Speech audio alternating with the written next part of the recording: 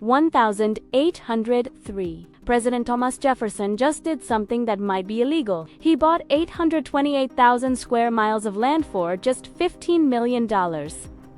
That's 3 cents per acre. The Louisiana Purchase, the greatest real estate deal in history. Overnight, America doubled in size. But here's what they don't tell you. Jefferson had nitrogen monoxide constitutional authority to do this. The Constitution didn't say the president could buy territory. He did it anyway. Why? Because if he didn't, Napoleon would control the heart of North America, and America would be trapped between British Canada and French Louisiana forever. So, Jefferson broke his own principles to save the country. But this explosive growth came with a cost. As America expanded west, it faced a question that would tear the nation apart. Should slavery expand with it? This question would lead to the deadliest war in American history. But we're getting ahead of ourselves. Let's rewind, back to 1783. America had just won independence. Now came the hard part, actually building a country. They had no idea what they were doing, and they were about to make some catastrophic mistakes. Section 1. The Articles of Confederation, America's first failure, 1783. The Revolutionary War is over. America is free. But what is America? Exactly. 13 independent states. One unified nation. Nobody's quite sure. The states are bound together by the Articles of Confederation, America's first attempt at a constitution. It's a disaster! Here's the problem. The Articles created a national government with almost nitrogen monoxide power. Congress couldn't tax people, enforce laws, regulate trade between states, raise an army. Each state acted like its own country. They printed their own money. They taxed goods from other states. Some states even negotiated separate treaties with foreign nations. It was chaos. 1786. Shays' Rebellion. Massachusetts farmers were drowning in debt. The state government raised taxes to pay war debts. If farmers couldn't pay, the government seized their land. A former Revolutionary War captain named Daniel Shays had enough. He led 1,200 armed farmers in a revolt. They shut down courthouses to stop foreclosures. They tried to raid a federal weapons arsenal. The state militia crushed the rebellion. Shays fled. Some rebels were hanged, but the damage was done. America's leaders realized this system isn't working. If the national government couldn't even put down a farmers' rebellion, what happens when a foreign power invades? George Washington wrote to James Madison, "We are fast verging to anarchy and confusion." Something had to change. Section 2. The Constitutional Convention, creating a nation, May 1787, Philadelphia. 55 delegates from 12 states gathered in the Pennsylvania State House. Rhode Island refused to attend. They were suspicious of centralized power. The plan: fix the Articles of Confederation. What actually happened? They threw out the Articles entirely and created a completely new government. This wasn't supposed to happen. They'd been sent to make small tweaks, not revolutionize the entire system. But once they started, there was no going back. For 4 months, they debated in secret. Windows closed. Guards at the doors. No leaks. The debates were brutal. Big states versus small states. Virginia wanted representation based on population. More people equals more power. Small states like Delaware and New Jersey freaked out they'd be dominated by Virginia, Pennsylvania, and Mass. Delaware's delegate threatened, "I'd rather submit to a foreign power than be swallowed up by Virginia." Slave states versus free states. Southern states wanted enslaved people counted for representation but not for taxation. Northern states said, "Wait, you claim their property, not people, so they don't count." Southern delegates threatened to walk out. Without the South, there's no United States. Federal power versus state power. Some delegates wanted a strong national government. Others feared it would become tyranny, exactly what they just fought, a war to escape. Arguments, threats, walkouts, compromise. Finally, they reached agreements. The Great Compromise. Connecticut Compromise. Congress would have 2 houses, House of Representatives, based on population. Big states get more seats. Senate, 2 senators per state, regardless of size. Small states get equal voice. The 3/5 compromise. Enslaved people would count as 3/5 of a person for representation and taxation. Let that sink in. 3/5 of a person. This wasn't a moral judgment, it was a political calculation. Southern states got more representation. Northern states got more tax revenue. Everyone hated it, but it kept the country together. September 17, 1787. After 4 grueling months, the United States Constitution. 7 articles, about 4,500 words. The shortest written constitution of any major nation, and arguably the most influential. It created a president with real power, but limited by checks and balances, a Congress that could tax, regulate, trade, and raise armies, a Supreme Court to interpret laws, a system of federalism power shared between national and state governments. But it still needed to be ratified. 9 of 13 states had to approve it. The fight for ratification was fierce. Federalists, Alexander Hamilton, James Madison, John Jay wrote, 85 SZA, Federalists, papers arguing for the Constitution. Anti-Federalists warned this new government would become tyrannical. They demanded protections for individual rights. The Compromise, the Bill of Rights, the first 10 amendments, guaranteeing freedom of speech, religion, press, and more. 1788. New Hampshire became the 9th state to ratify. The Constitution became law. 1789. George Washington, elected first president. America had a real government. Now came the hard part, making it work. Pattern interrupt number A. Let's stop for a second. You need to understand something. What just happened was insane. Think about it. In 1776, these people declared independence. In 1783, they won a war against the world's most powerful empire. By 1789, they'd created a government based on radical ideas. Popular sovereignty power comes from the people. Separation of powers, checks and balances. Protection of individual rights. No major nation had ever done this. Kings and emperors ruled most of the world. They claimed their power came from God. America said, no. Power comes from US. The people. This was revolutionary. And it was fragile. Now let's see if it survives. Section 3. The Louisiana Purchase. America doubles 1800. A secret treaty, Spain, which controlled Louisiana territory, gave it back to France, specifically to Napoleon Bonaparte, the most powerful man in Europe. President Thomas Jefferson panicked. RS. Why? Louisiana wasn't just New Orleans. It was 828,000 square miles from the Mississippi River to the Rocky Mountains, from the Gulf of Mexico to Canada. If France controlled it, America would be boxed in. British Canada to the north, French Louisiana to the west, Spanish Florida to the south. America's expansion finished. Worse, France would control the Mississippi River and the port of New Orleans. American farmers in Kentucky, Tennessee, and Ohio depended on the Mississippi to ship their goods. If Napoleon closed the river, America's economy collapses. Jefferson sent diplomats to Paris with instructions: negotiate to buy New Orleans, and maybe Florida. Budget, $10 million. Maximum. Then something unexpected happened. Napoleon's plan to rebuild a French empire in North America was failing. He'd sent troops to Haiti to crush a slave rebellion led by Toussaint Louverture. The Haitians were winning. Yellow fever was killing French soldiers by the thousands. Napoleon realized, I can't hold Louisiana without Haiti.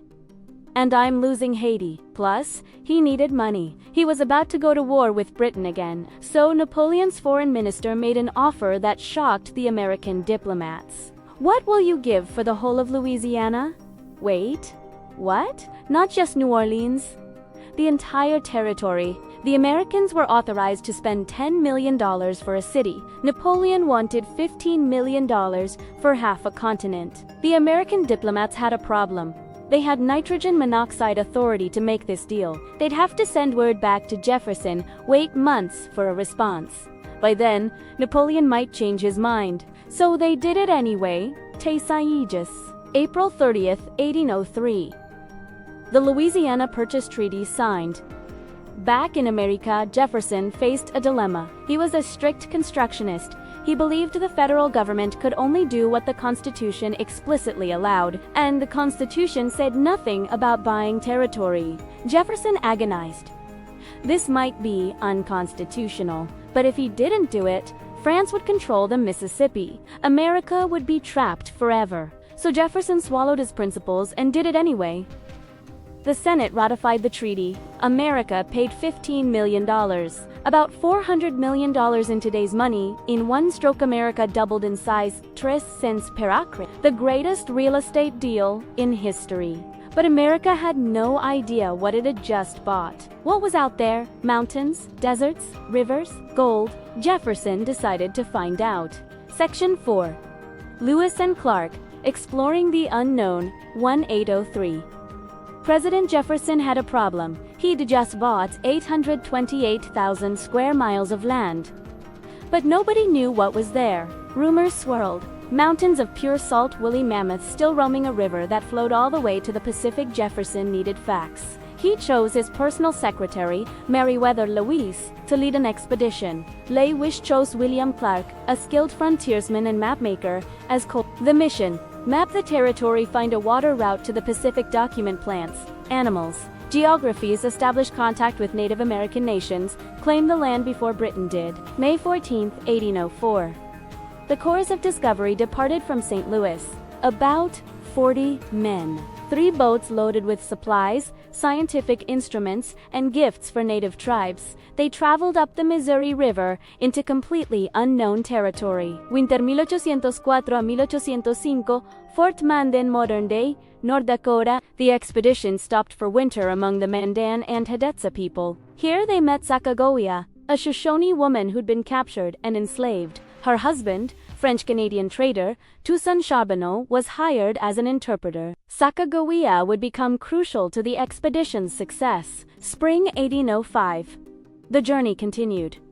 Through the Great Plains, past grizzly bears, which terrified them, and these bears were huge and aggressive. Over the Rocky Mountains. Without Sacagawea, they might have died. When they reached Shoshone territory, Sacagawea recognized her own brother, now a chief. She negotiated 4 horses and guides to cross the mountains. The mountains nearly killed them. Snow. Freezing temperatures. Starvation. They ate their horses, then candles, then portable soup, dried rations. They thought they might not make it. November 7, 1805. William Clark wrote in his journal, "Ocean in view. Oh, the joy." They'd reached the Pacific Ocean. They'd crossed the continent. March 23, 1806. The return journey began.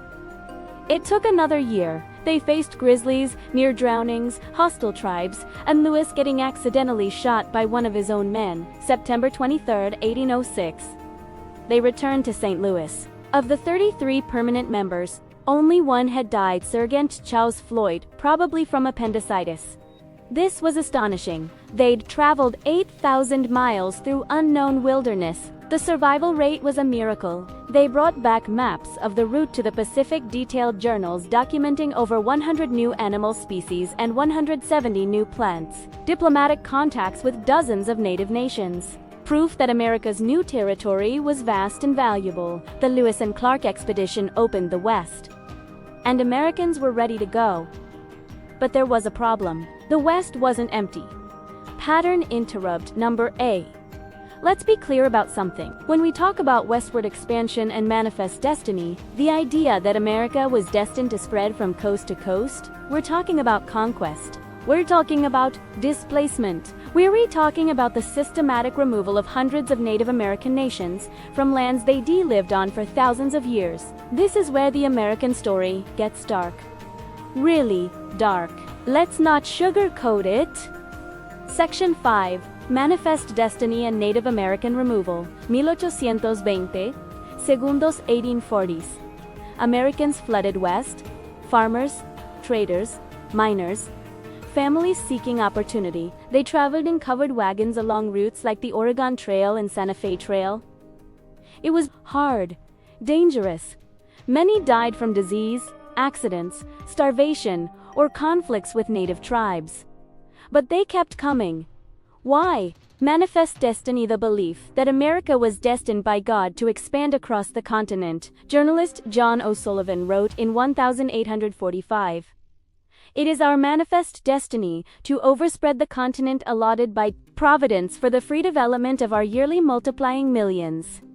Translation: God wants us to take this land. There was just one problem: Native Americans lived there. Millions of them, hundreds of distinct nations, each with their own languages, cultures, territories. For decades, the U.S. government had made treaties with native nations, recognizing their sovereignty and land rights. Then, Andrew Jackson became president in 1829. Jackson hated Native Americans.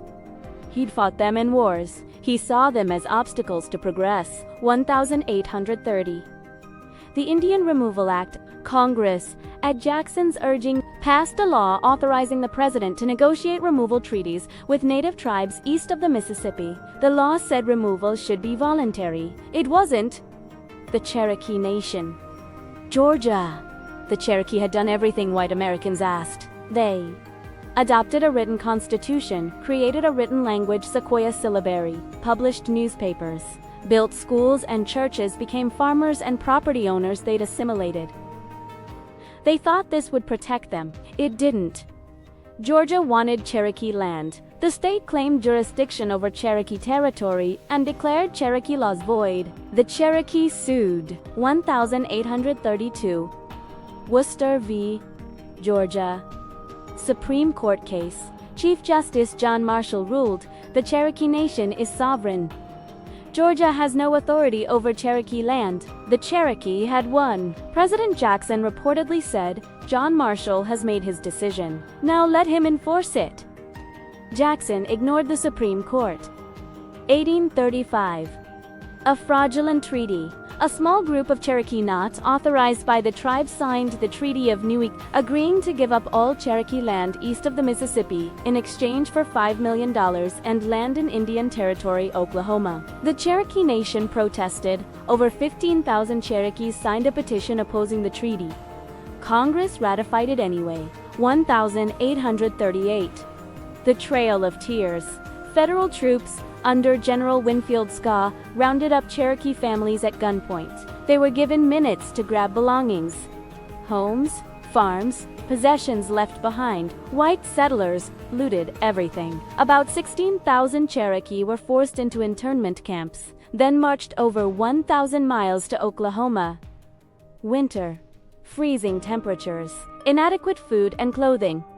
Disease. Families walked in chains. Children died in their mothers' arms. Elders collapsed and were left to die. Over 4,000 Cherokee died during removal and the journey. 1/4 of the nation dead.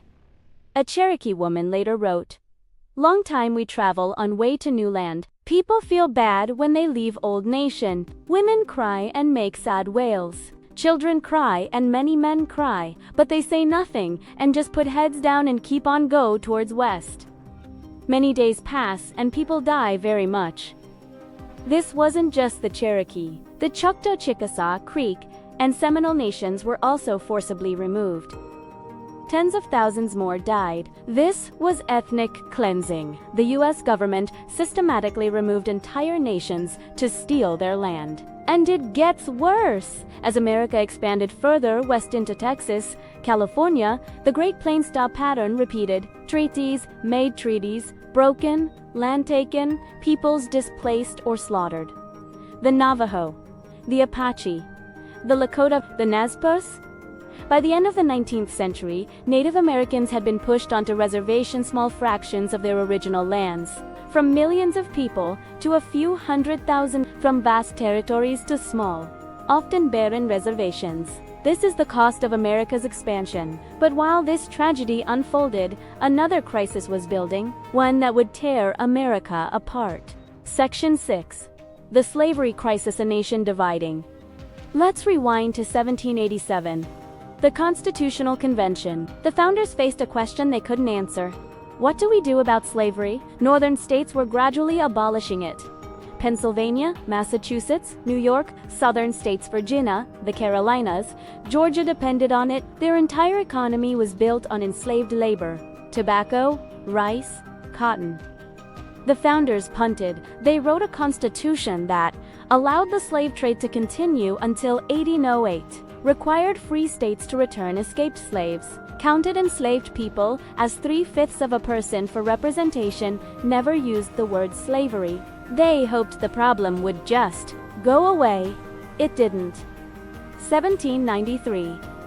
The cotton gin. Eli Whitney invented a machine that could clean cotton 50 times faster than by hand. Suddenly, cotton was incredibly profitable. Cotton became king. The South exploded with cotton plantations. From Georgia to Texas, millions of acres planted. But cotton required massive labor, so slavery, which had been declining, exploded. 1790, about 700,000 enslaved people in the U.S. 1860, almost 4 million. The South's economy became completely dependent on slavery. Meanwhile, the North industrialized. Factories, railroads, wage labor. Two different economic systems, two different societies.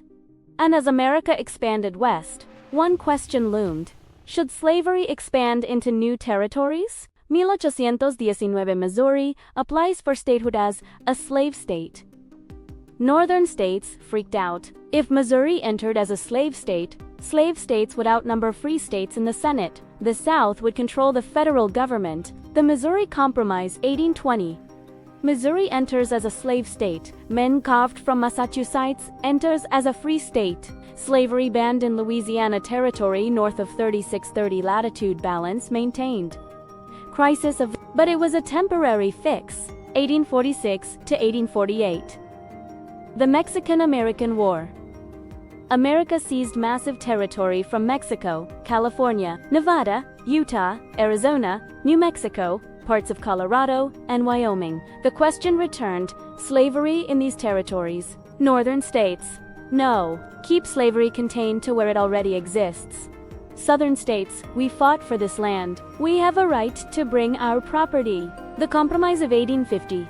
A complex deal trying to satisfy both sides. California enters as a free state. Other territories decide by popular sovereignty, voters choose. Stricter fugitive slave law.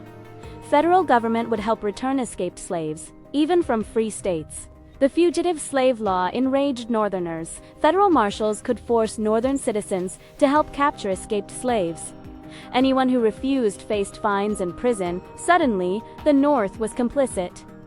1852. Uncle Tom's Cabin, published Harriet Beecher Stowe's novel, depicted the brutality of slavery in heartbreaking detail. It sold 300,000 copies in the first year. Millions read it. Northern opinion shifted. Slavery wasn't just a Southern problem, it was a moral evil. The whole nation participated in 1854. The Kansas-Nebraska Act. Senator Stephen Douglas proposed, let Kansas and Nebraska decide slavery by popular sovereignty. This overturned the Missouri Compromise. Now, slavery could expand anywhere. Kansas exploded into violence. Pro-slavery and anti-slavery settlers rushed in, trying to outnumber each other. They formed rival governments. Armed militias clashed. Bleeding Kansas. Over 50 people killed in guerrilla warfare. 1857. Dred Scott v. Sanford.